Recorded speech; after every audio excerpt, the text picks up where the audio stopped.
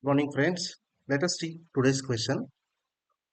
I need to find out the total number of customers who's having Gmail ID. If you see column B has the email IDs, I just need to find out whether that customer has the Gmail ID or not and get it count.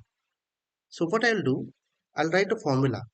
So we want to count the number of customers. So we will use the count formula, count, but it is based on the condition.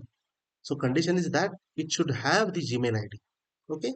So I'll use the if condition. Count if, that is the formula. It contains two criteria. Both are mandatory. First is range. If you see range, where are the email IDs? So I'll click the column B, comma, and criteria. What is criteria? I want to find out the count of Gmail. So I'll write Gmail here and I will press enter. But if you see, it shows a zero. Why? Because when we compare this ID with the Gmail, it is not equal to Gmail. Okay, it is not equal to Gmail.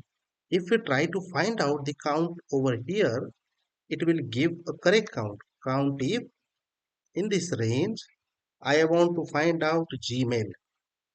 Okay, it give correct count because we have three Gmail here.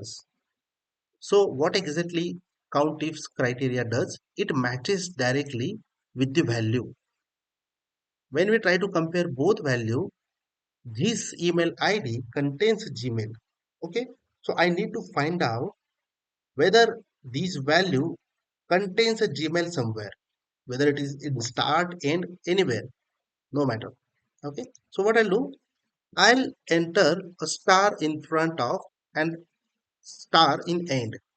So what exactly it means that whatever we have in front or whatever we have in the end, there should be a Gmail anywhere in the text. When we say this, I'll enter and you can see there are 35 IDs are contains a Gmail. Basically, 35 customer has the Gmail ID. For this kind of tips, please follow our channel, subscribe it and like if it is helping you. Thank you very much. Bye bye. Take care.